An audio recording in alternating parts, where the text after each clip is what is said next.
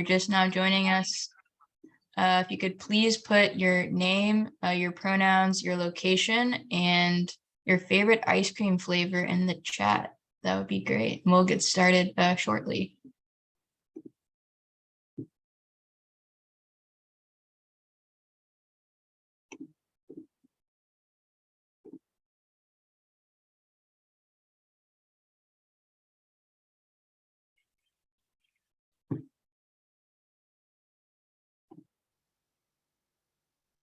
Hi, folks. If you're just now joining us, if you could please put in your name, your pronouns, your location, and your favorite ice cream flavor in the chat. And then we're going to get going in about another minute or so.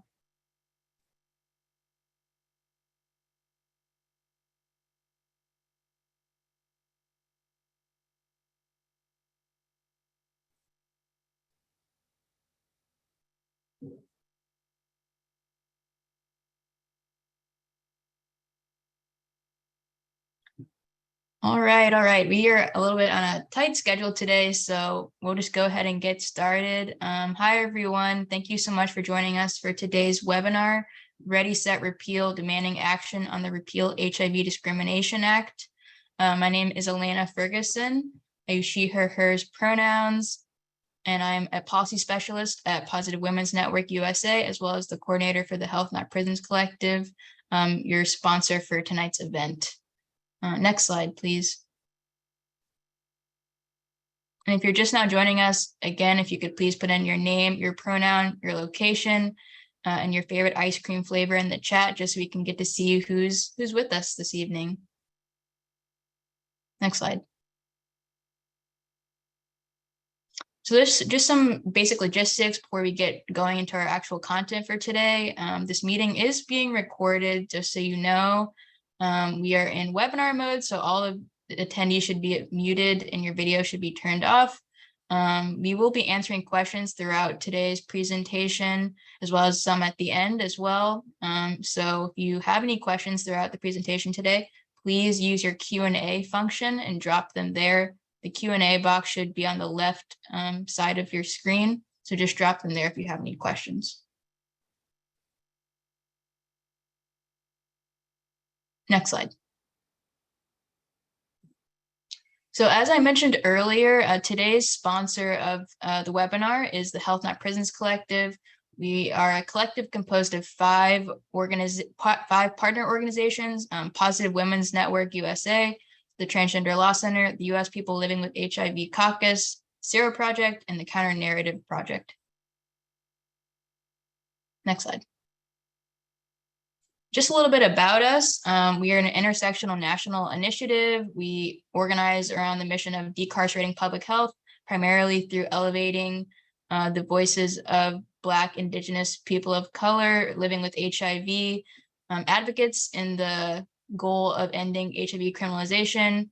All of our partner organizations are led by and accountable to people living with HIV and those most affected by HIV criminalization. We kind of have a variety of tactics that we use in our fight towards ending HIV criminalization, but primarily like policy analysis, education, narrative change, and a lot more. Next slide, please.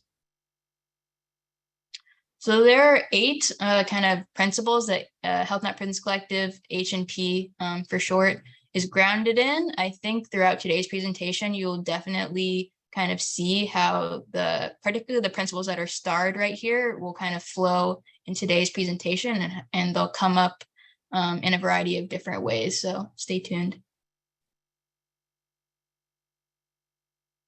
Next slide. So yeah, before we jump into today's content, just a little bit of a roadmap for where we're going to go this evening with today's presentation. We've already welcomed everyone and done some basic introductions. We do have a special guest speaker. I won't reveal this person quite yet, but I think you'll like this person. We will then shift to a grounding in HIV criminalization and the REPEAL HIV Discrimination Act. Then we will have a panel discussion, which is personally what I'm looking forward to the most. And then we will learn some ways on how to take action around the HIV Discrimination Act, or the REPEAL HIV Discrimination Act. Next slide. Yeah, so we're gonna do a little poll and word cloud situation. So if you could please drop in the chat, what does ending HIV criminalization mean to you? We're gonna collect all of the answers and then put them into a word cloud, which we'll see later on in today's presentation. Yeah, so just drop what does HIV or what does ending HIV criminalization mean to you in the chat, and we'll collect all of them and put them in a nice word cloud that we'll look at later.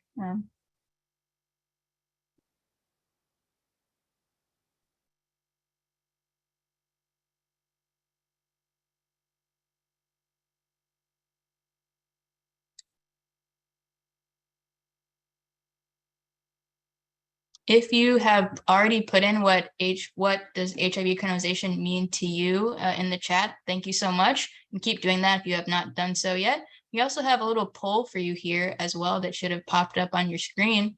The questions that we're asking here is, how much do you know about HIV criminalization? With 1 being nothing at all and 5 being I could teach a class on this subject. And our other poll question for tonight is, how much do you know about the REPEAL HIV Decriminalization Act? With 1 again being nothing at all, and 5 being again I could teach a class on the subject. So once you're done putting your word or your what does your word for the word cloud in the chat, please, if you don't mind, answering our 2 questions in the poll, and we'll see what you all know.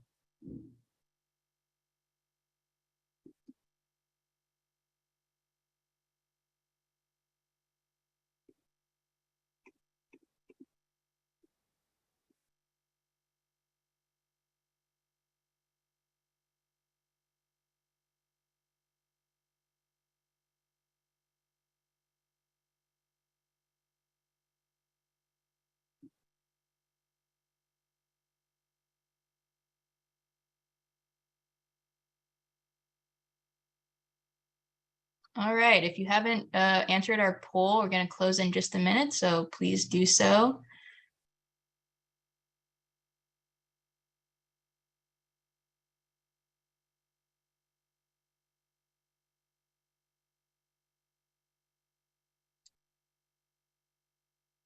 All right, John, I think we're ready to close it out. Let's look at those results. So for our first question, which was how much do you know about HIV criminalization? It seemed like most people did know some, but still had some room to grow. Okay, that's okay. And our second highest category was a lot. All right, I think we already got some people who know a little bit about this subject. And then for our second question, how much do you know about the REPEAL HIV Criminalization Act? Again, our highest category was some, but still have some room to grow, as well as second highest was a little bit. So it looks like we have a little bit of some learning opportunities around the REPEAL HIV Criminalization Act, but that's great because that's what we're here to talk about today. Next slide, please. I've already introduced myself, but our other facilitators and moderators for today's presentation will be Kamaria Laffrey and Kelly Flannery. Kamaria serves at the Zero Project, and Kelly and I both work at Positive Women's Network. We are all members of the Health Not Prisons Collective and will be your moderators this evening.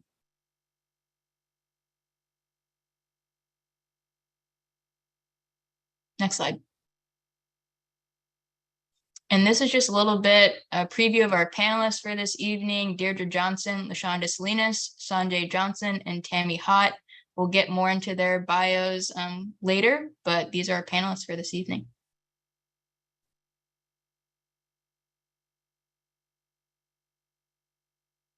And now I'm going to turn it over to Positive Women's Network's co-executive director, Nana Khanna, to introduce our special guest.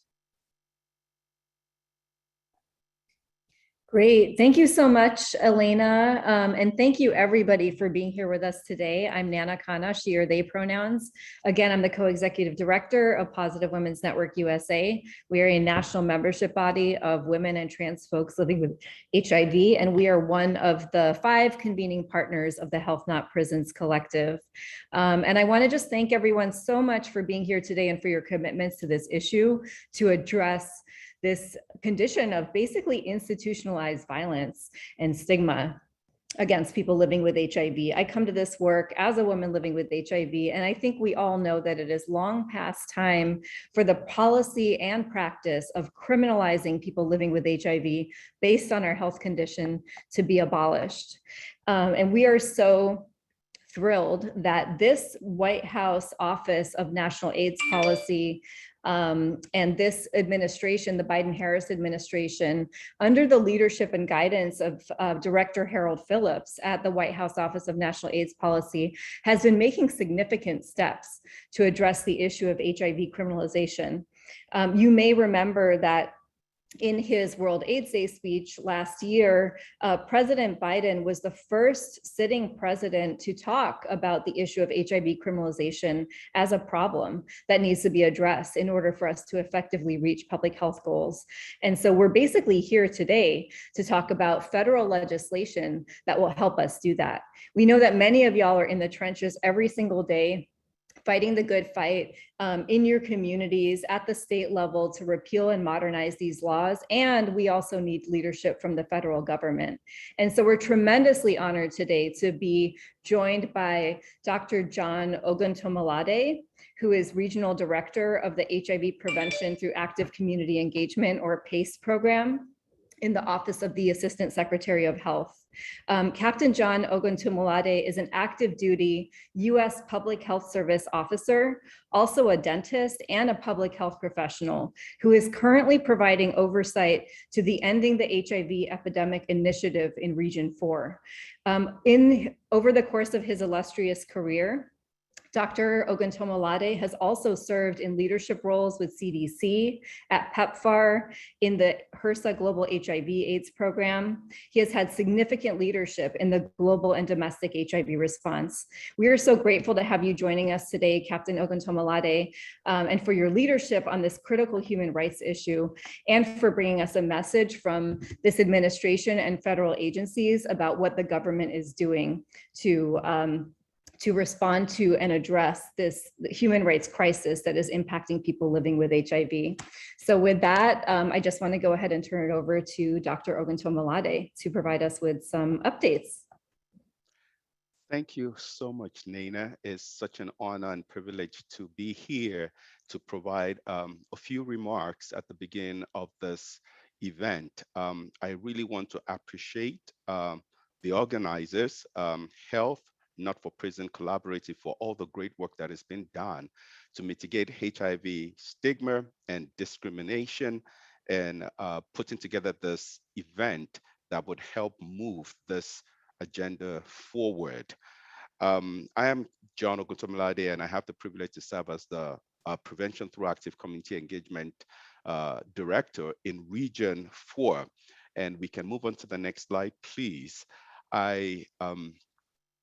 I bring greetings from the White House Office of National AIDS Policy, from Mr. Harold Phillips. He has been doing a tremendous work towards ending the HIV epidemic within the US, and by December 1st, World AIDS Day last year, he was able to release the revised National HIV/AIDS Strategic Plan that included many other aspects that was really, really important towards ending the HIV epidemic. We may move on to the next slide, please. I would also want to use this opportunity to acknowledge some of our leadership at HHS. Ms. Kay Hayes. Ms. Kay Hayes is very significant, that serves as the assistant or the Deputy Assistant Secretary for Infectious Diseases. I actually work within that office, and that office provides strategic leadership and management while encouraging collaboration, coordination, and innovation amongst federal partners and stakeholders to reduce the burden of infectious diseases. And she has been working hand in hand to ensure that we have a number of national strategic plans, STI strategic plan, viral hepatitis vaccine strategic plan, and of course, working closely with the Office of National AIDS Policy towards the National HIV/AIDS Strategic Plan. We can move on to the next slide, please. So even at this time, I just want to mention quickly that there has been some progress till date regarding the HIV epidemic. In the 80s, we had about 100,000 new diagnoses per year, and things have really come down since then. As of 2019, we have about 34,800, and the latest data from CDC kind of shows that we've also moved further down to about 30,635 diagnoses as of 2020. We can move on to the next slide, please. However, due to these various, as much as we celebrate these various declines, it's also important that we understand that there's still a disproportionate impact of HIV within the country. Gay and bisexual men, as of 2019 data, represent about 66% of new HIV diagnoses. When we talk about disparities, we can see disparities with Black women that are disproportionately affected compared to other women, where the rate of new HIV infections in Black women was about 11 times that of white women and 4 times that of Latina women. And amongst the youth, we still see disparities where youth ages 13 to 24 still account for about 21% of new diagnoses. And of course, people who inject drugs still account for about 7%. When we look at this from racial disaggregation percentages, we can see that African Americans or Blacks represent about 14% of the US population, but account for about 40% of new infections. And we can also see that Hispanic Latino communities represent about 18% of the US population, but yet account for about 25% of the new diagnoses. And when we look at the criminal justice system, these are the racial groups that are also more significantly impacted with the criminal justice system. We can please move on to the next slide, please.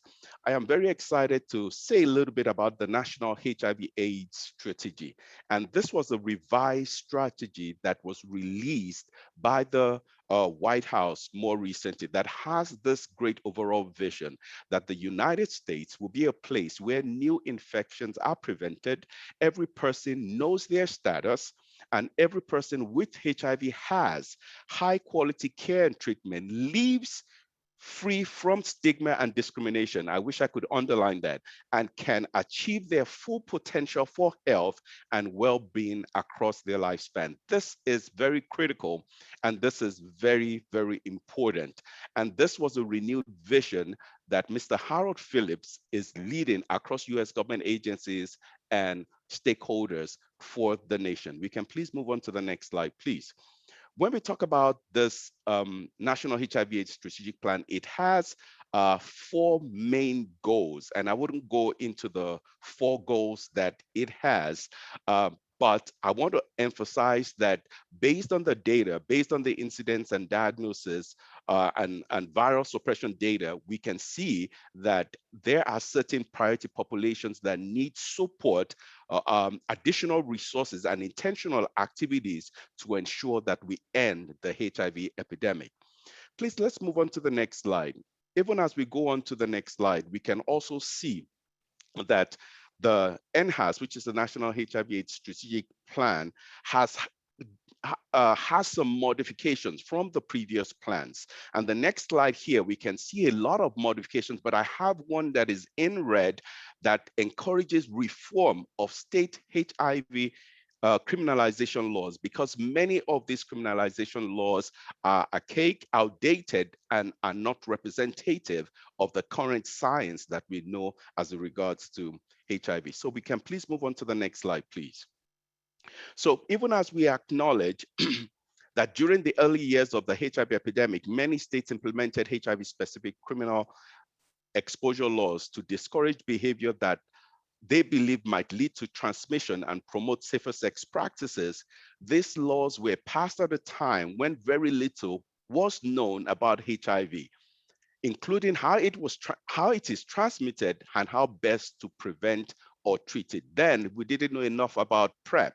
Then we didn't know a lot about antiretroviral therapy. We didn't know enough about how U equals U and many of these things that we've learned over the years, and these laws are still behind. And because of that, we need to continue to work and support our various jurisdictions with the science to give them the tools to revise and modernize these laws to be in line with the science. We may please move on to the next slide, please.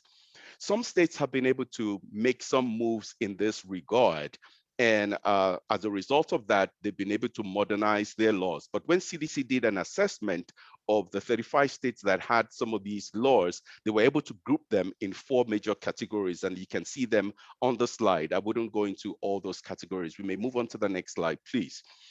So as I was mentioning earlier, some states have been able to modernize and they've been able to remove certain aspects from their laws or repeal their HIV criminalization laws, removing HIV prevention issues from the criminal code and including them under disease control regulation, and also requiring intent to transmit actual HIV transmission or providing defenses for taking measures for prevention of transmission, such as viral suppression, condom use, and partner PrEP use, and things like that. And we want to see this change and sweep across many, many more states to follow the science. So as I wrap up, in summary, in the next slide that I have, we can move on to the next slide, please. Over the 40 years that we've been dealing with HIV, there's been lots of advancements in the science, and we recognize that these laws are yet, in many states, are yet to be revised or updated to reflect these advances and progress in the science related to HIV transmission. So this administration will continue to engage with all stakeholders to understand the impact of these laws and work tirelessly to provide support to jurisdictions to understand the science and provide tools to support the revision of all these laws. Then my final slide that I wanted to just mention here, the next slide, is that a lot of activities are already taking place, and I wouldn't be able to mention all of them, but there's a lot of coordination across federal agencies to promote advances in the science, educate communities, and support jurisdictions with the technical assistance and tools to revise outdated laws. The US government, including the Department of Justice and HHS, has been participating with the American Bar Association HIV Law and Practice Conference and working with communities and organizations to understand the impact of these laws and how these outdated laws may be revised to support the ending of the HIV epidemic initiative. Even though there are many things going on even at this time, the President's Advisory Council for HIV and AIDS, PACHA, has been engaging the community to receive feedback on cluster detection and molecular surveillance activities to address needs and concerns of the community and ensure that the data captured is not compromised or used for criminalization activities. And lastly, I want to mention so many things going on, but I just want to mention that the White House has been meeting with prosecutors to help them better understand the science of HIV transmission, the laws on their books, and the latitude that they have as prosecutors regarding these cases. This administration is working tirelessly to ensure that these laws are updated. Thank you for the opportunity to contribute to your work, and I look forward to hearing and learning from you all. Thank you very much.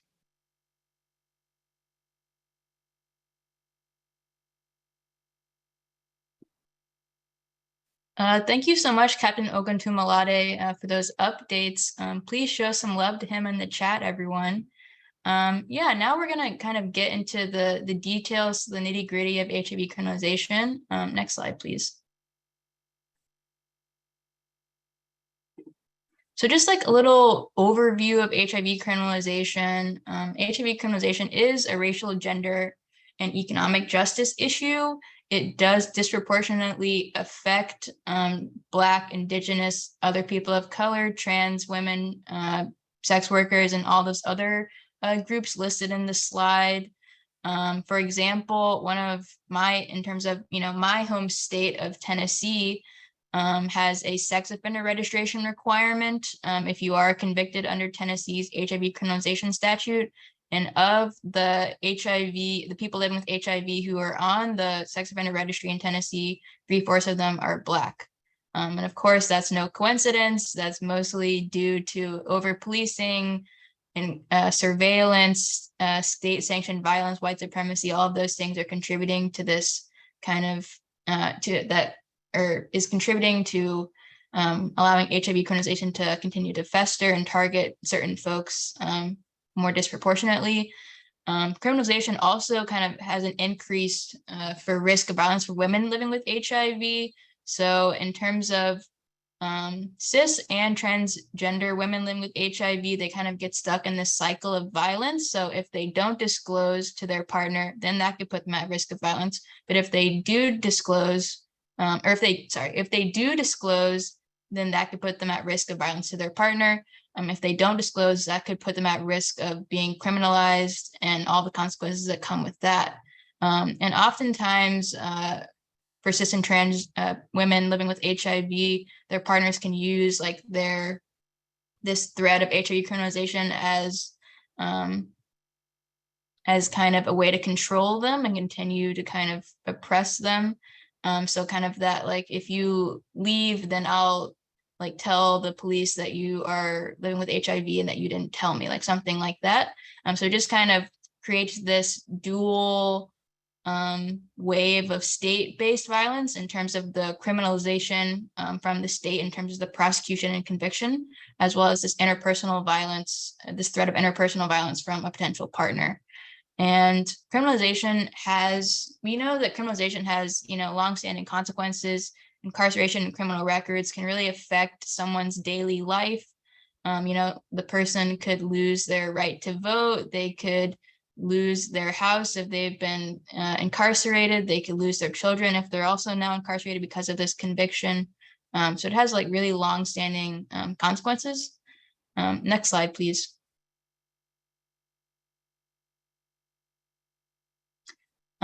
And so what you're seeing here is just a map, courtesy of the Center for HIV Law and Policy of HIV criminalization in the US.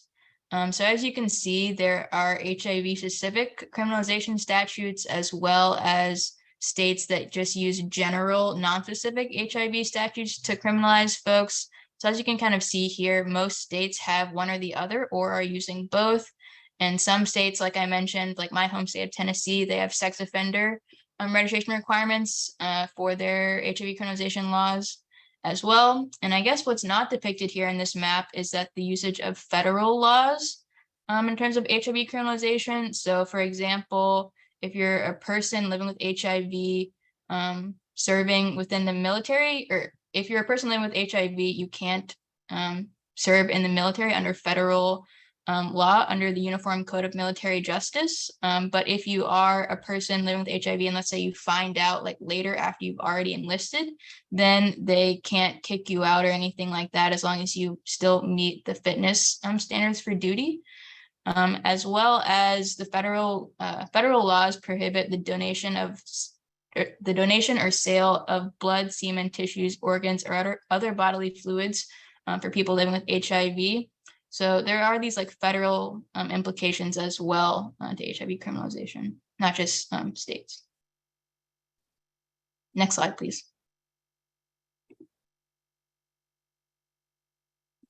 And I'd be remiss if we didn't discuss HIV criminalization with an intersectional lens. So we know that oftentimes states have sentence enhancements for people living with HIV who engage in sex work. And the results of that, those sentencing enhancements tends to be that the enforcement around those enhancements end up targeting Black folks, trans folks disproportionately, as well as another intersection is for people who use drugs. They are often criminalized, and that kind of results in the deterring of harm reduction practices such as safe syringe programs, and it increases stigma so that people who use drugs are less likely to seek testing or treatment for their their diagnosis for fear of legal consequences. So there's a lot of intersections, but those are just two big ones. Next slide. And there is so much more that Congress could be doing. And one person who is doing a lot more in Congress is Congresswoman Barbara Lee, and we're going to hear some remarks from her. Hello, everyone. I am Congresswoman Barbara Lee, proudly representing the 13th Congressional District of California, which includes Oakland and Berkeley, California. I would like to thank all of the members of the HIV community and its allies here today for your strong advocacy as we work to eradicate HIV and AIDS altogether. 40 years into this epidemic, people with HIV are living longer than ever, and the rate of diagnoses has decreased due to domestic programs like the Ryan White and the Minority AIDS Initiative. But we still have so much work to do. We will only end this disease when we address the deep disparities in access to healthcare and prevention services and the underlying systemic barriers, including pervasive stigma and discrimination. It is unconscionable that dangerous and stigmatizing laws still exist in 31 states and 2 U.S. territories. These laws undermine public health and contribute to worsening the HIV epidemic. These laws and policies are one of the primary reasons why people living with HIV do not seek medical care. We cannot achieve our shared goal of achieving an AIDS-free generation while these laws are on the books. That is why, with my fellow co-chair of the bipartisan and bicameral Congressional HIV/AIDS Caucus, Congresswoman Jennifer Gonzalez Colon, we have reintroduced H.R. 6111, the repeal existing policies that encourage and allow legal HIV Discrimination Act of 2022. This bill addresses the serious ongoing problem of discrimination in the use of criminal and civil commitment laws against those who test positive for HIV at the federal and state levels. As some of you may know, I have been a fierce advocate for ending HIV and ensuring an AIDS-free generation since my time in the California legislature since the 1990s. As a member of Congress, I authored or co-authored every piece of HIV/AIDS legislation, including the legislative frameworks for the President's Emergency Plan for AIDS Relief, that's PEPFAR, and the Global Fund to Fight AIDS, Tuberculosis, and Malaria, that's the Global Fund. I'm calling on all of you to join me and encourage others to join this battle to HIV discrimination. Together, we can realize the first ever HIV and AIDS-free generation. Thank you so much, and keep up the fight.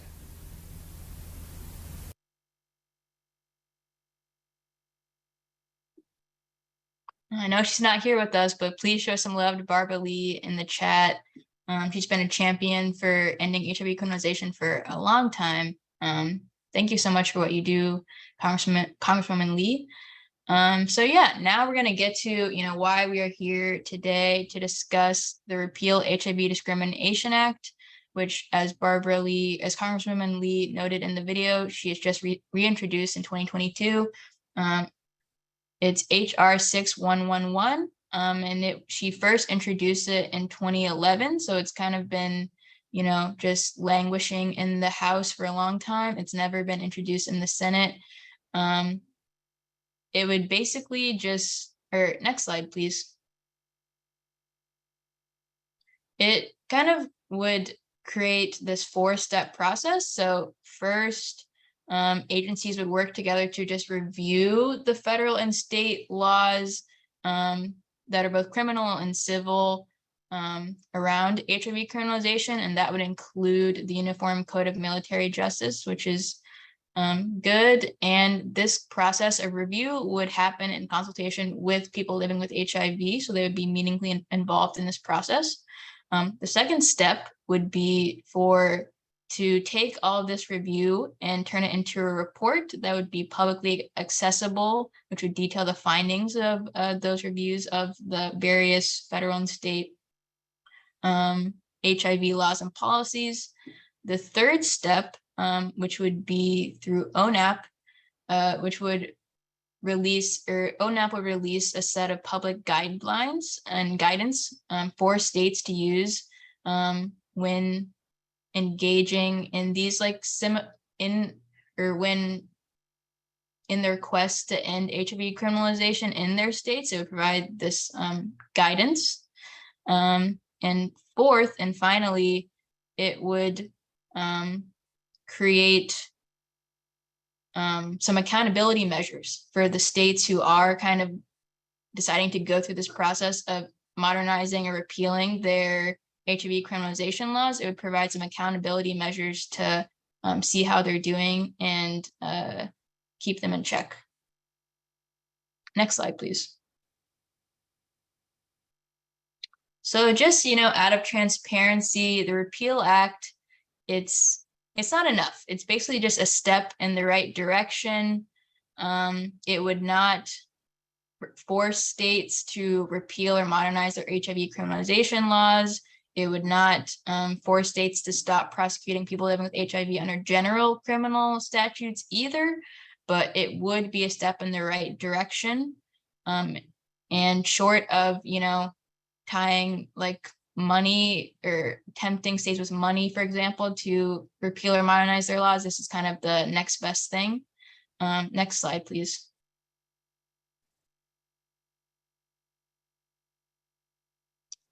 And, the REPEAL Act would mean a lot for people living with HIV. It would acknowledge the past harm that HIV criminalization has caused. It would kind of create a bunch of kind of documentation of HIV criminalization in the various states, and through like these reports and the guidance and proposals and whatnot. It would also create a space for the meaningful involvement of people living with HIV in a federal space, which is not something that often happens since most discussions on HIV criminalization are state-based. And it would give advocates and states more tools to fight HIV criminalization in their own states as well. Next slide, please. So yeah, now we're going to get into the panel portion of today's presentation. And our moderator of today's panel, I'm just going to go ahead and introduce everyone. Our moderator of today's panel is Kamaria Laffrey. She is living with Black Girl Magic, HIV, and chronic optimism. Kamaria serves nationally as the program director for HIV policy reform with the CIRA Project, offering strategic planning and community mobilization training to state leaders living with HIV to change their criminalization laws. Our first panelist of the evening is Lashonda Salinas. She is a native of Hartsville, Tennessee. She is a member of the Tennessee HIV Modernization Coalition and currently serves as a Health Not Prisons Collective advocate, as well as a member of the Elizabeth Taylor AIDS Foundation Council of Justice Leaders. She has been living with HIV for more than 20 years, and her advocacy journey began after facing an unjust HIV prosecution under Tennessee's criminal exposure statute, placing her on the sex offender registry. Welcome, Lashonda. Our next panelist is Sanjay Johnson. Sanjay is an HIV activist and a person living with HIV. In 2017, Sanjay was subject to a potential felony conviction and up to 30 years in prison under Arkansas's draconian, unjust HIV criminalization law. I'll let Sanjay tell you the specifics, but Sanjay continues to advocate with the hope that his case will change both the laws and public opinion around criminalization of HIV. Welcome, Sanjay. Our third panelist for this evening is Deirdre Johnson. Deirdre is the co-founder of Ending Criminalization of HIV and Over-Incarceration in Virginia, aka ECHO VA, a vast network of multiracial and gender-inclusive Virginians led by people living with HIV and their allies, fighting for freedom from stigma and injustice for all. She also serves as a state lead for Positive Women's Network and is a graduate of their 2019 Policy Fellowship, a member of Sister Love, the 2020 Leading Women's Society, and a U equals U ambassador. Deirdre also hosts a nightly Facebook show as Deirdre Speaks on medical and medicine adherence, along with other topics relevant to people living with HIV. Welcome, Deirdre. And our final panelist of this evening is Tammy Hott. She currently serves as the managing director for the CIRA Project, a network of people with HIV and allies fighting for freedom from stigma and justice. She assists state advocates to educate community members, allies, and legislators on the impact of HIV-specific legislation, Hott was the community organizer who led Iowa's efforts to modernize their HIV-specific statutes in 2014. She's a membership committee chair for the United States People Living with HIV Caucus, a group of organizations, coalitions, networks, client groups, and individuals with HIV who advocate for people with HIV. She also serves as the vice president of Positive Iowans Taking Charge. She is a community organizer for Community HIV Hepatitis Advocates of Iowa Network and a member of Positive Women's Network. I'll turn it over to Kamaria. Thank you, Elena. Y'all, this panel, amazing. Let's get into it because we got a lot to talk about. This is a really important and critical conversation, and it's an honor for me to be able to speak with powerful advocates that I like to throw down with on their experiences with HIV criminalization, and also offer insights on what ending that criminalization means. So hearing what Elena has laid out, and knowing that we did a webinar yesterday with Tennessee, I really want to start with Lashonda. I really want to ask you, how has HIV criminalization impacted your life? It stopped me from living.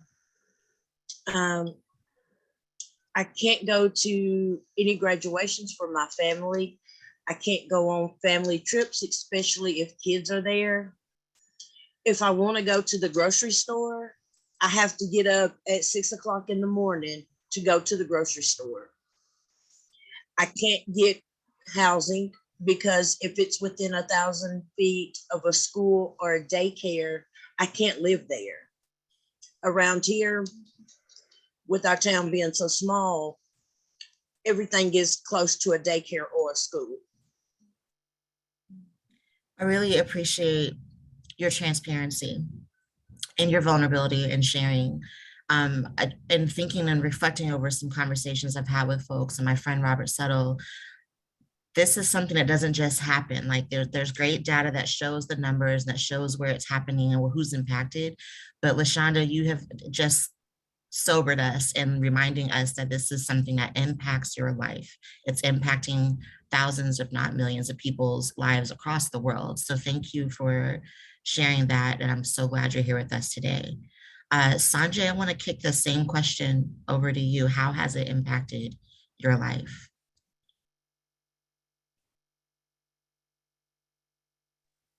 Sorry.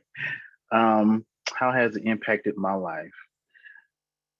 Of course, it has been an eye opener. I'm gonna get to the good side. You know, I am connected with you all who are fighting for this cause, you know, for HIV criminalization, you know, reform. You know, that is a great thing as well over the past 4 or 3 years since I've been in contact.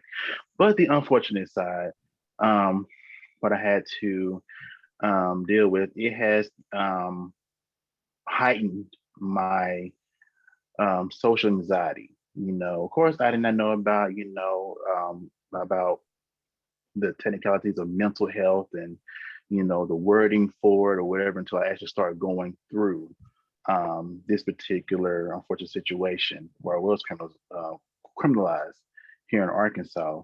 So, you know, dealing with mental health, depression, really thought about suicide in the year 2018, unfortunately. Because again, this is new. This is something I never dealt with before. And the crazy thing is about me living with HIV, of course, you have self-esteem issues that happen throughout the years. You know, it's, you know, common, you know, most common story, but dealing with HIV criminalization, that's a whole different thing that I wouldn't even wish on my worst enemy. And that's actually an understatement. I would not want that for them to go through that. So dealing with a lot of negative emotions that, of course, you know, over time, you know, I had to unpack and deal with other things that I was dealing with as well. But I guess we'll get more into that later, pretty much. But that's how it has affected me. You can say I'm better now or whatever in a sense, but, you know, I still deal with a backtrack mentally and emotionally on this particular issue, you know, just, you know, at times. Thank you for sharing the mental health impact of what criminalization can do, and also speaking to not wanting this to happen to your worst enemy. Many of the cases are folks that are, it's, I guess, it's like a form of revenge for some people. So hearing someone say, like, not even my worst enemy, I wouldn't do this to anybody else. Thank you for speaking to that. But Shonda, did you have your hand up to add something else before we go to the next question?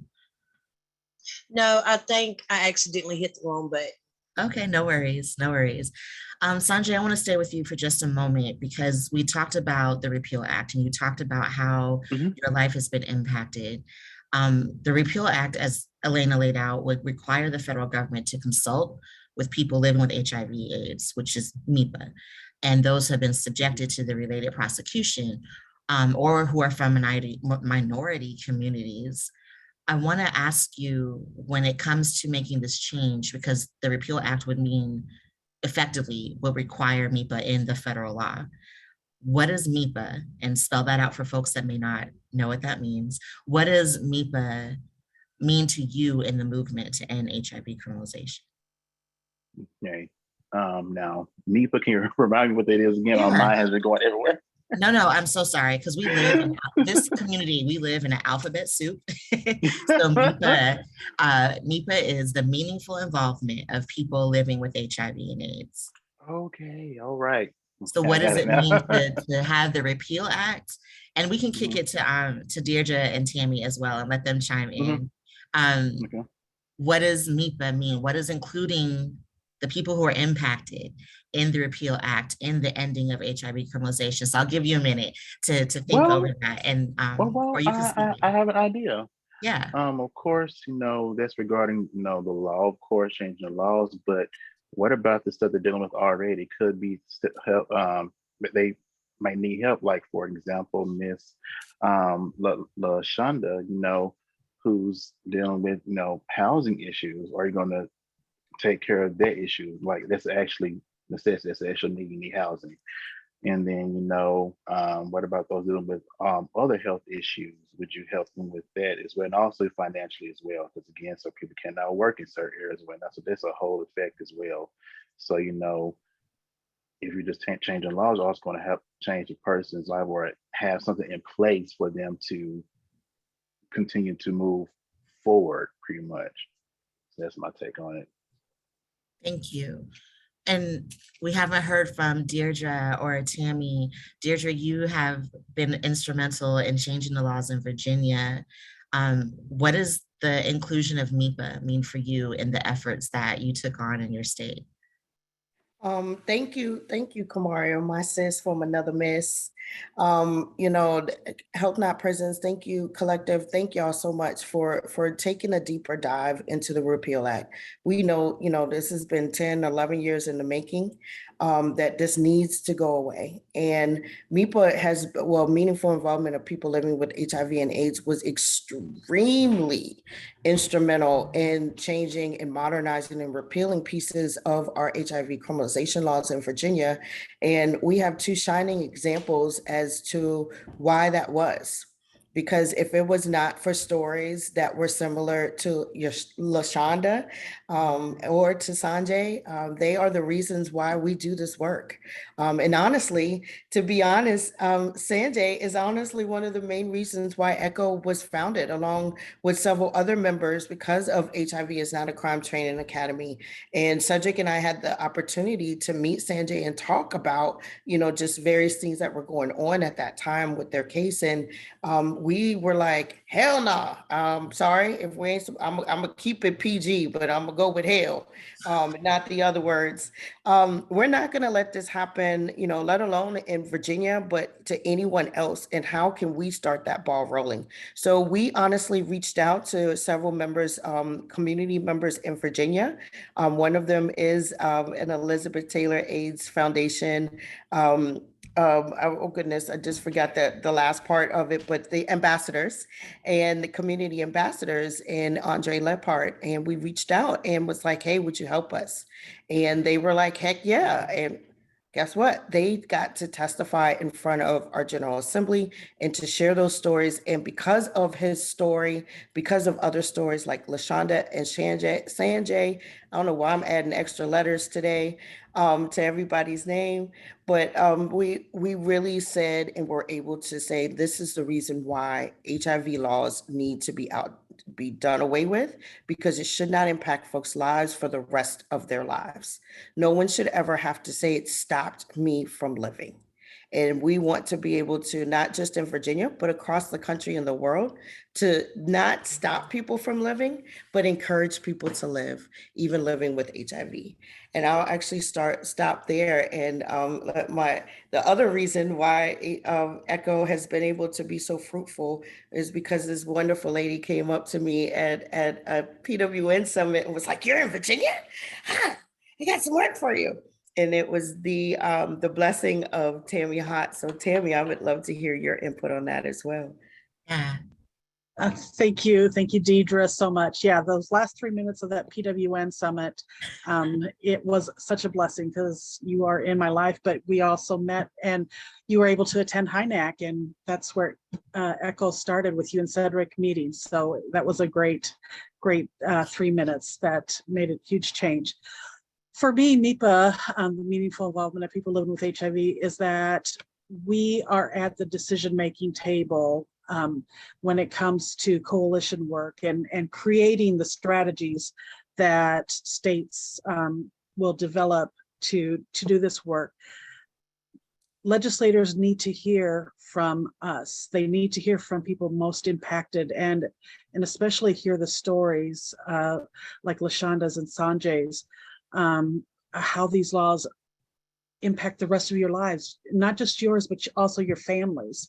And so when I would go to our day on the Hill, I would also often take my family with me, my son, my nieces, my mom, to show that, one, they need a face of a person living with HIV. They also need to know that we are families, that we are mothers, fathers, sisters, and brothers. We are community members. And we're not just numbers that they see on a fact sheet. We are people, and the laws that they are voting on, that they are adopting, how that impacts our lives. They need to hear that. So people living with HIV need to be from the beginning of the process to the end of the process, because I mean, Lashonda, if to me, I would hope if the legislator heard you say, it stopped me from living, that would hopefully capture their heart, that would make them stop and think. Those aren't just words on a paper. That is something that's going to impact somebody's life. So by you, Sanjay, and all of the other Elizabeth Taylor AIDS Foundation ambassadors and other people who are criminalized around the nation, by your strength and your gift to the community by sharing your stories, you are making a difference. And I know that will make a difference for legislators as well. Thank you for that, Tammy. And I feel like we've already spoken to this. Dr. Oguntomilade highlighted the White House's role in the REPEAL Act, but what is so special about it right now? Why 2022?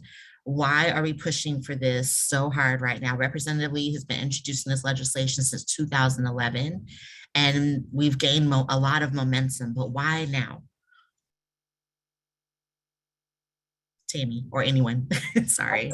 Why not? To be honest, every year we've been pushing for it, and I feel like, if we stop and don't, then that's going to be set up a whole lot of red flags. And we have been consistent. We have been passionate. We have been moving forward because we know for a fact that having any laws that criminalize a person because of whether it's their HIV status, that even puts a set of threats on someone who is either living with HIV or has reasons to prevent HIV, we have to continue to stand up. We have to have our voices heard.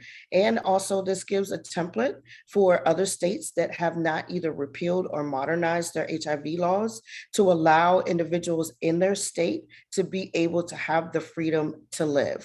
because no one should be in a space where they can't live just simply because of something like an HIV or anything else. When we know that there's science that has proven that there is not ways that we can transmit or to pass on HIV to someone else. So it's time for the federal government, the state government to align with science. Science is real. For some folks, I might be stepping on some toes, just keeping it 100. Science is real. And if you don't believe in science, the data is there, the numbers is there as well. And so if you know numbers of science or words, the proof is in the pudding. And now it's time for us to really sap that pudding up and be able to share and spread that pudding out to everyone else, to be able to say, number one, guess what? We're here. We're living with HIV and we're living the best damn lives that we can. And we're making complete thriving and surviving instances in this community. So listen to us, because we are the subject matter experts on why this should be repealed. So mic drop, boom, thank you. You know, and you say that science is real, the data is real, humans are real. And we have the stories from the people sitting right here. Lashonda and Sanjay have been impacted.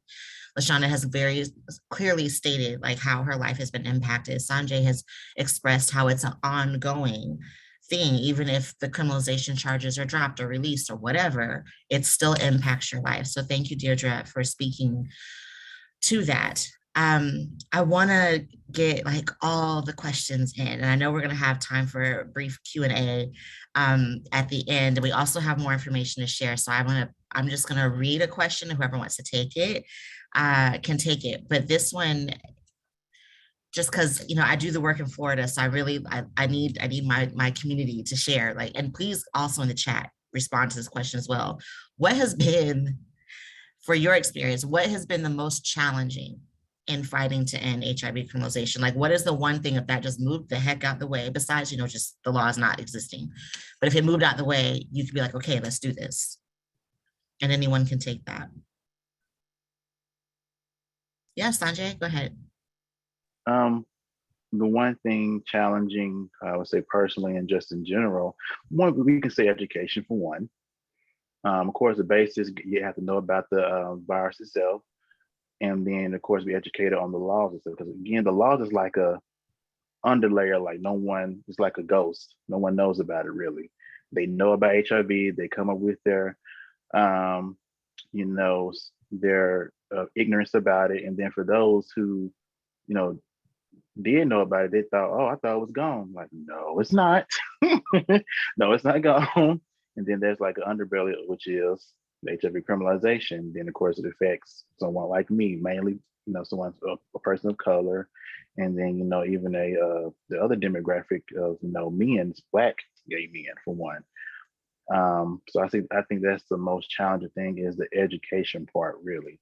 And then of course, even for myself, even though I work a daytime job, I'm not in the field like y'all, you know, working with organizations. I'm just volunteering or getting in when I can. So that's why I'm actually making sure I'm part of stuff like this, make sure I'm showing the face, I'm still involved, like someone is still here, you know, to help someone that knows more or have more of a higher connection, to have them to push to where I can't get to just yet, pretty much, even though, you know, I'm only available for a small amount of time. So that's kind of it right there, the challenge for me. And I think I've heard others express that challenge. So I thank you for still showing up. Representation matters. We don't know if somebody else from Arkansas might be going through this and tune into this webinar or come across your name and need to know like, okay, someone else has gone through this, I can get through this too. So thank you. Even if it feels to you that you're just a volunteer, you are more than that. You are a powerhouse, and I'm so grateful that you are a part of this work. Does anyone else want to answer that? What has been the most challenging? I'm seeing in the chat a whole lot. Tammy? Well, and although I think Lashonda wanted to, I'd rather hear. No, go ahead. Go ahead. Okay, I was just going to echo what Sanjay said. When we were working in Iowa, Senator McCoy would always say it's the educated versus the uneducated legislators. I think he was being nice. That's one word to say, is educated versus uneducated. But it's that, one, these are state laws, so we have to do this in every state, and every state's political reality is completely different. Every state's law is different. So those bring those challenges.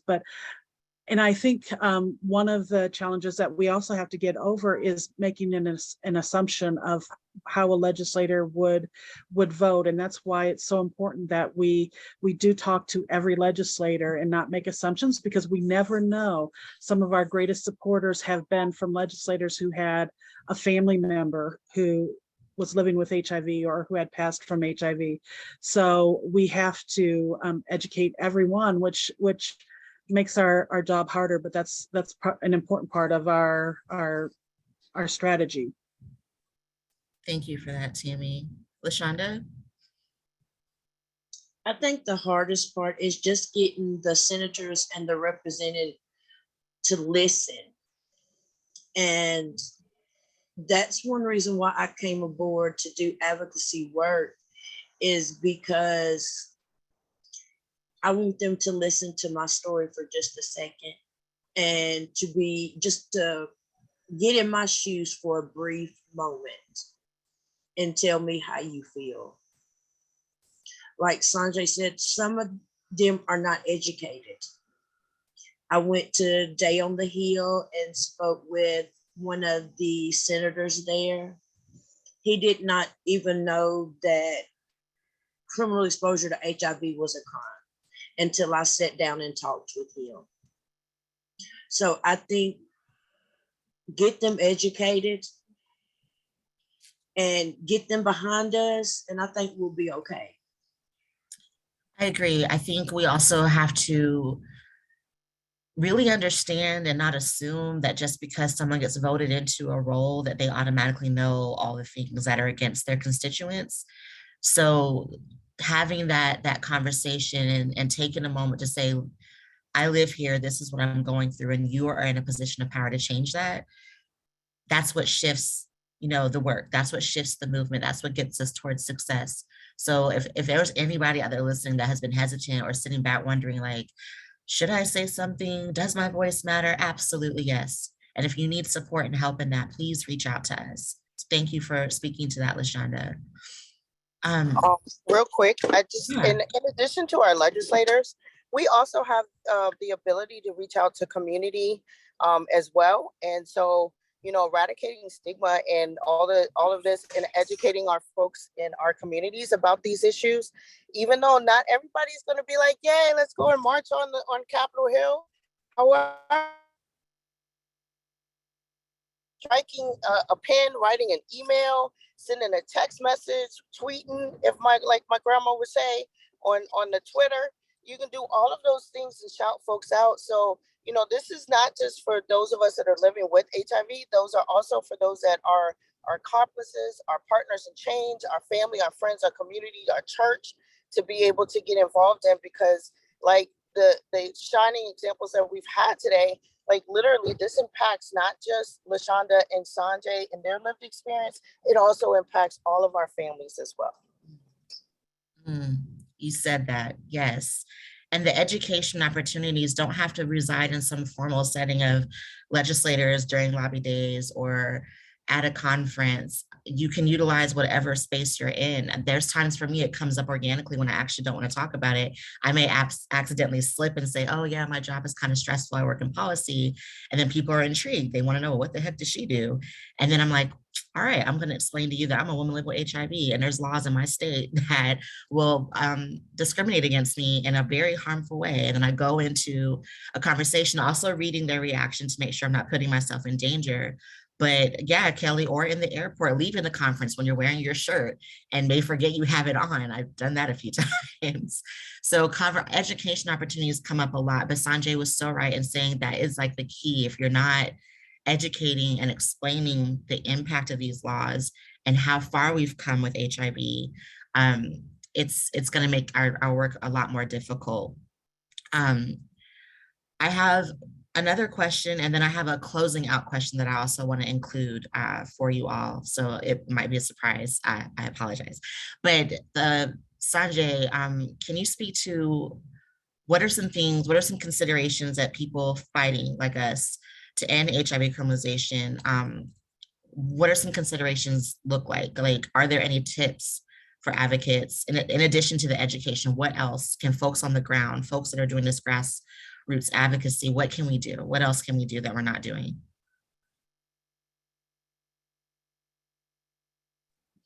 Okay, on what you can do.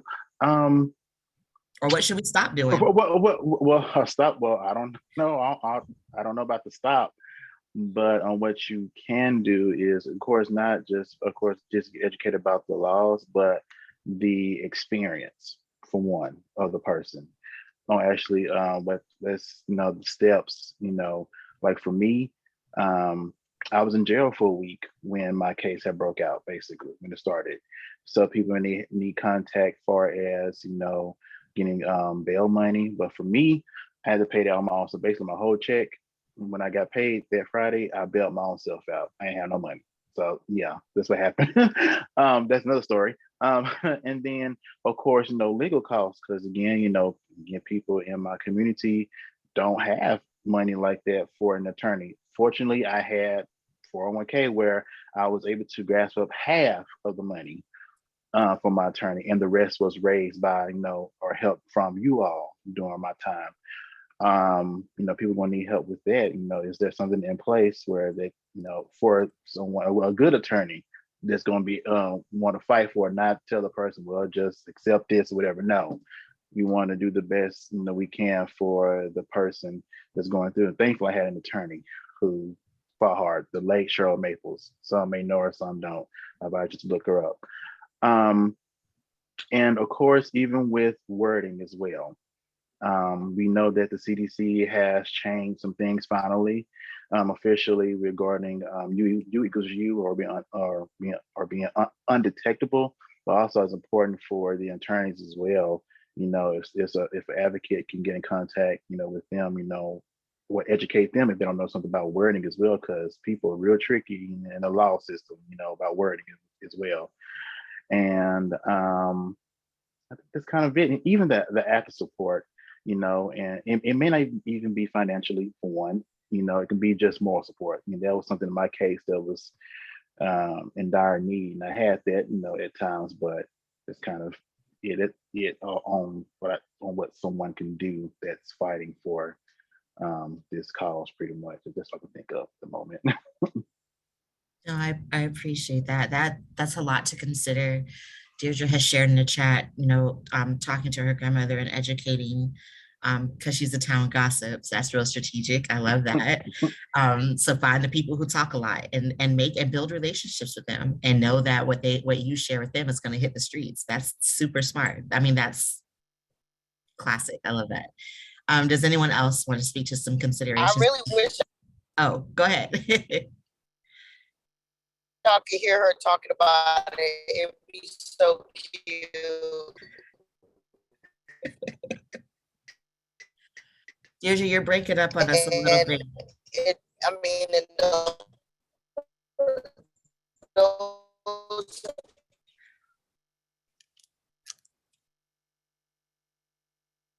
Okay, I'm gonna move on to I don't know if folks can hear her. I can't hear her.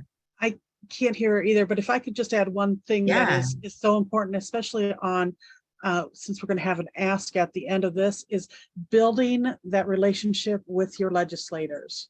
It's so important. Get on their newsletter so you know when they're in town. We don't always have to travel to Washington, D.C. or to your state capital. Legislators, well, some of them, hold in-district meetings, and going there. But yeah, my legislators know who I am. I actually, I did run into one or saw one across the store at Home Depot one time, and he quickly went away from me, and I respected that, because not every place is time for a discussion, but they need to know who you are. So you need to send emails, you need to meet them in district if you can't travel to the Capitol or to Washington, D.C. Get to know their staff. So we're talking on the federal level.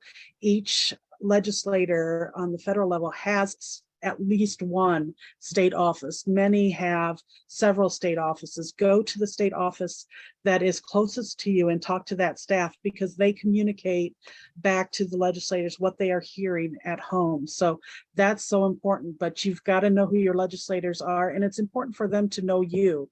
And that's just a piece of advice that I put out there as well. No, that's critical, Tammy. I mean, that we talk about education, but part of that is also knowing that you're talking to the right person. So thank you for sharing that and bringing us back to that. And I just have to flag what was shared in the chat about Deirdre's grandma. We need a tutorial video from grandma. So please pass that on. I think that's a super smart idea and I would love to see it. The last question I want to kick over to you all before we switch over is, as we close out, just this panel part, there's more information to come, so don't leave. But what keeps you grounded to keep doing this hard work? I call it heart work because I say you have to have heart for it.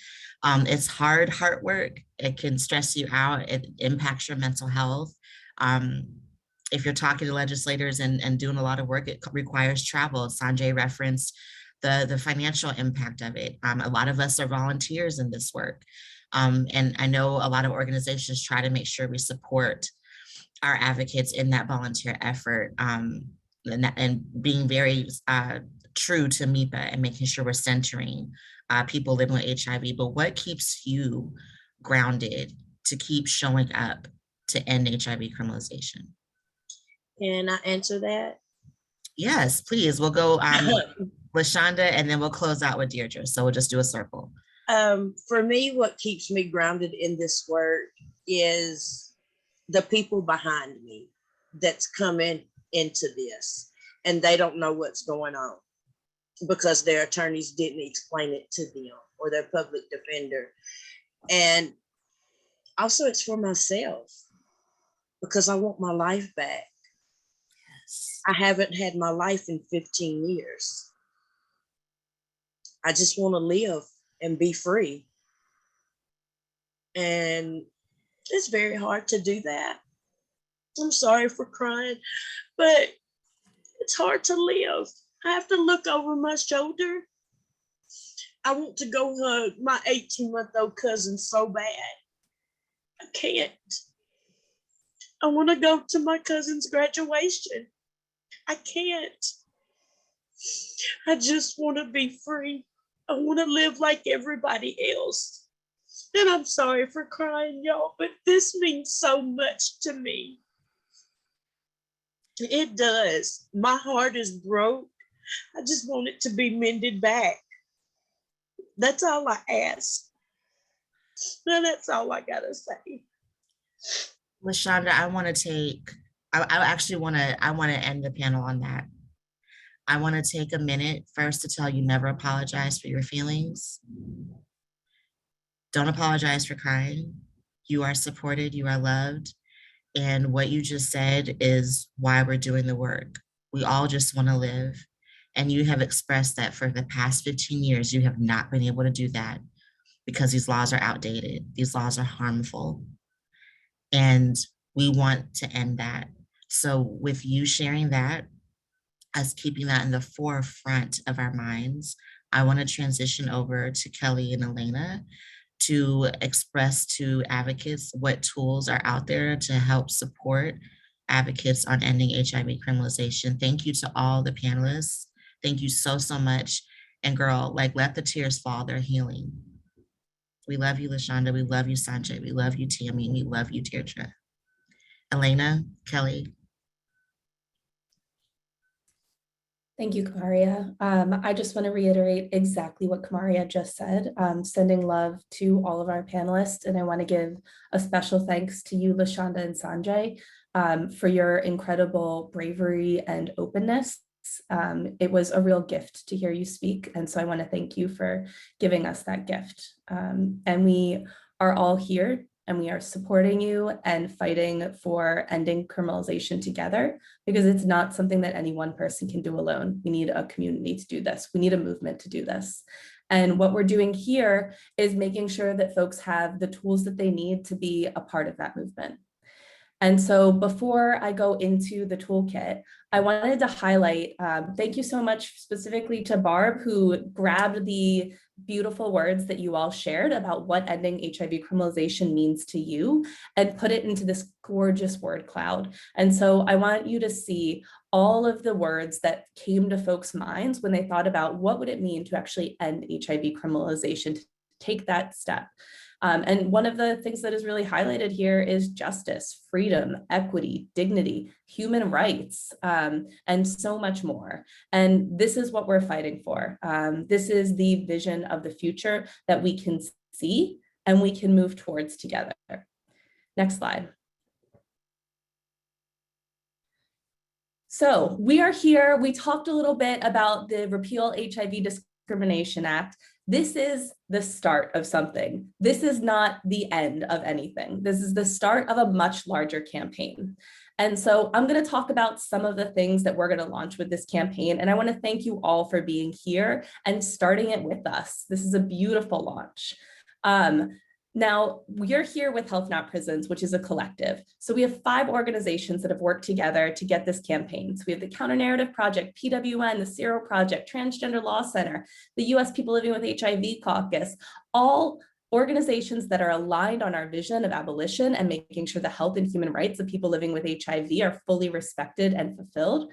But we're not the only people who worked on this. And so I want to give a shout out to someone who is on this webinar right now, Mira Lerner, who joined PWN just for 2 months over the summer. She is at Harvard University Law School and really helped to get this campaign off the ground.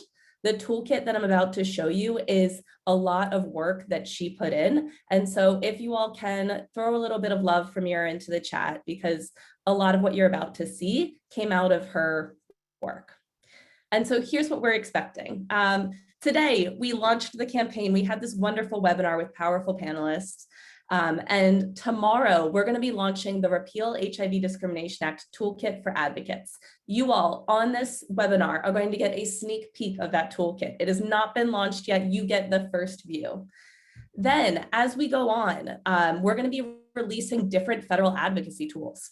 If you want access to those tools, if you're excited to do federal advocacy, if you want to know the easiest way to email your lawmaker or make a call, sign up with Health Not Prisons to get access to them. For every new tool we create, for every new action that is out there, we're going to put it on the Health Not Prisons listserv. And so you have to sign up if you want access. And then what we're doing is getting ready for the REPEAL HIV Discrimination Act Day of Action. That's going to be on September 22nd. I am going to tell you about a whole bunch of actions that you can take. Don't wait until September 22nd. September 22nd is the day where we're all going to come together on social media and we're going to shout out y'all's amazing advocacy. So we're acting now and we're waiting on September 22nd to really celebrate together. Next slide, please. All right, so you ready for this sneak peek? I hope everyone's excited. This is the front page of our toolkit. Shout out to all of the comms people who had their hands in this. This toolkit is for people of any level of advocacy. You do not need to be an expert. In fact, if you're uncomfortable with advocacy, if this is your first time, this toolkit is for you. Anyone who really wants to get involved in the fight against HIV criminalization, you should know where this toolkit is. If there are people in your lives who you think ought to be more involved, go ahead and send it to them. Get them signed up for HNP. It's going to contain everything you need to know in order to be a fantastic advocate for the REPEAL HIV Discrimination Act. Next slide, please. All right, so what's inside? What you're going to find inside are a bunch of different really beautiful tips, tricks, scripts, templates, links, everything that you could want in one place. You'll be able to see an overview of the REPEAL HIV Discrimination Act and links to a lot of other things as well. You're also going to have everything in one place that you need to take action. We are trying to make it as easy as possible for you to take action because exactly as you should have heard from our panelists, y'all are the people that your lawmaker needs to hear from. And so we are giving you the tools to make your voice heard. We're going to have 3 priority asks for you. The first one is to schedule a meeting with your U.S. House of Representatives, to call your representative and to email them. We also provide some social media guidance so that you can go out on Twitter, on Facebook, on your Instagram. If you have TikTok, please do stuff there in order to really get some public attention on why the REPEAL HIV Discrimination Act is so important to pass. Next slide, please. Okay, so let's talk a little bit about the actions that we would like you to take. Sorry. Oh yes, okay, so we know that all states have a different relationship to HIV criminalization. Some states have specific laws that criminalize people living with HIV. They have discrimination written directly into their law. Some states have modernized, some states use general laws, some states do a mixture of all three. And so we've actually given you the tools that you need to talk about the actual state of HIV criminalization in your state. So we have the little talking points for you, depending on wherever you live. So you can personalize your message for your specific representative. Next slide, please. And so what are you gonna do? What are you gonna say? So our number one ask is that you set up a meeting with your representative. This can be understandably very intimidating. But the thing that I always try to remind myself is that your representatives work for you. This tactic is probably going to be the one that takes the most time, but it's also going to be the one that has the most impact. And exactly like Tammy said during the panel, you need to have a relationship with your members of Congress. And this is going to help you to form a relationship with your representative. So what we've given you in this toolkit is everything you need. We've given you a step-by-step process in order to set up the meeting. We've given you a template meeting request. You don't even have to make that. And another thing that I just want to point out is that Health Not Prisons will never leave you hanging.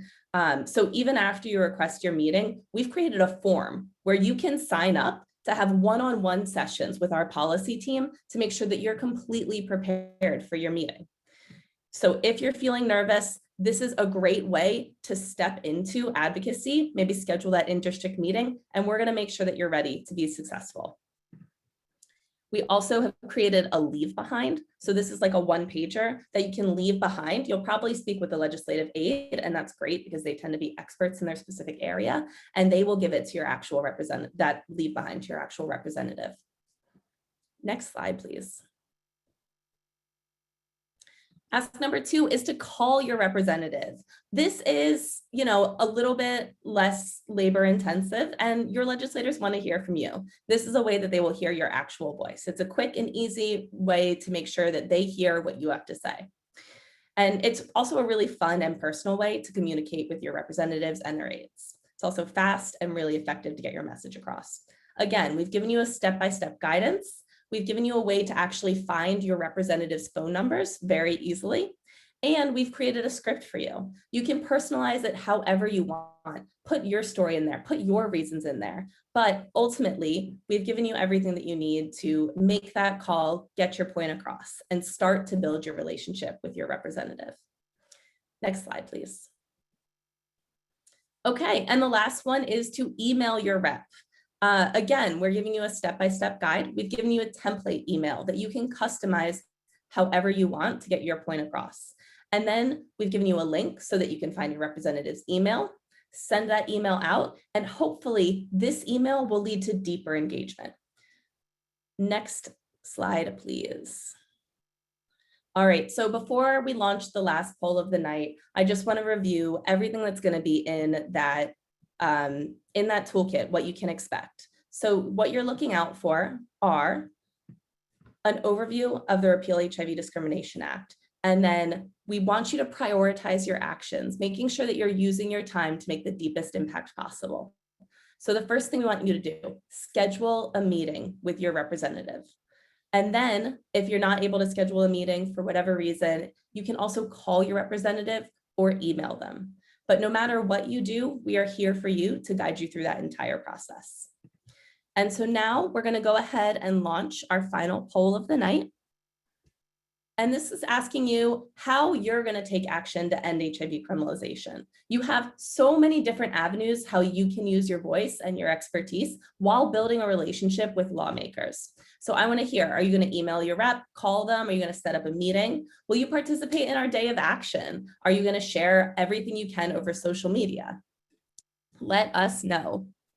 That's right. Thank you, Nana. Also, meetings with reps can be virtual. So I've had a number of virtual meetings and they tend to go great. Always remember to tell them that you're a constituent. That's a good lesson learned. And if you want that in-person contact, you can always schedule it when your representative or their aide is in district. So I'm going to give folks a little more time. Be bold, make sure that you're ready to email, call, set up that meeting. I'm seeing some folks who are going to set up their meeting. I'm really excited to hear from you. I'm going to be watching that form very closely. I can't wait to have our one-on-one meetings to make sure that you're ready. I see that some folks are going to participate in our day of action, share on social media. Cool. We're going to close this off relatively soon. I'm going to give it 10 more seconds. And let's close it out. All right. So this is what we see. We see a bunch of folks are ready to participate in our day of action. As a reminder, that is September 22nd. That's when we're going to be online shouting out the Repeal HIV Discrimination Act. We're going to be tagging our representatives. We're going to be tagging other advocates to get the word out. A bunch of other folks are going to email and call their U.S. House reps. Whoever it is who said that they're going to schedule a meeting with their U.S. House of Representatives. Yes, I'm so excited. And then we're also going to see a lot of engagement over social media. All right, excellent. Next slide, please. Okay, so just one final reminder is to sign up with Health Not Prisons if you want these updates. If you want to get access to that toolkit, sign up. If you want to see our amazing new tools as we release it, that it's going to make it easier and easier for you to engage with your representative and eventually senators, sign up. If you want to learn more about the Repeal HIV Discrimination Day of Action on September 22nd, sign up. I also encourage you to share that link with other folks in your life who you know need to be updated and could find this information valuable. And I see that we have a few straggler questions. Let's look at them. Okay, so first is from Terry. Are there social media graphics that are going to be provided? I might have missed that. Yes, I love social media graphics. We will absolutely have those included. And then the next question is there any way we could have access to today's recording and slides of this presentation? We are going to have access to the recording. After this is done, what we'll do is end up uploading it onto YouTube. We're also going to email out everyone who registered for this webinar a recording of it so that even for folks who maybe couldn't join, they're going to be able to also hear from, sorry, cancel. Yes, they're also going to be able to watch this webinar as well. And I'm going to just grab the link really quickly so that you all know. Okay, I'm going to drop the link right now into the chat. There we go. Elena got it. Thank you. That's how you sign up for those Health Not Prisons updates. And it's really, really important for you to sign up so that you can get the toolkit when it launches, the new tools as they launch, and more information on the day of action. Now, we want to know how we did. We always want to know how we could do better on our webinars, how we could better meet your interests and make sure that we're really centering racial justice and reproductive justice in everything that we present as Health Not Prisons. So let us know how we did. There's a QR code on the screen. I'm also going to drop a link to the SurveyMonkey evaluation. And then on the other side, you'll see that PWN is having a reproductive justice teach-in. So this is for folks who are in the HIV movement, interested in the HIV movement, who want to learn more and be really grounded in what it means to sit at the intersection of reproductive justice and HIV advocacy. And so that's going to be September 8th at 4 p.m. It's really exciting and going to be an interactive presentation or teach-in. So I encourage all of you to join us for that. And so I will put that link in there. go ahead and register for that teach-in, sign up for HNP. If you don't, then you won't get all of these amazing resources that we just highlighted. And with our last minute, I want to turn it back to Elena for any closing words that you might have.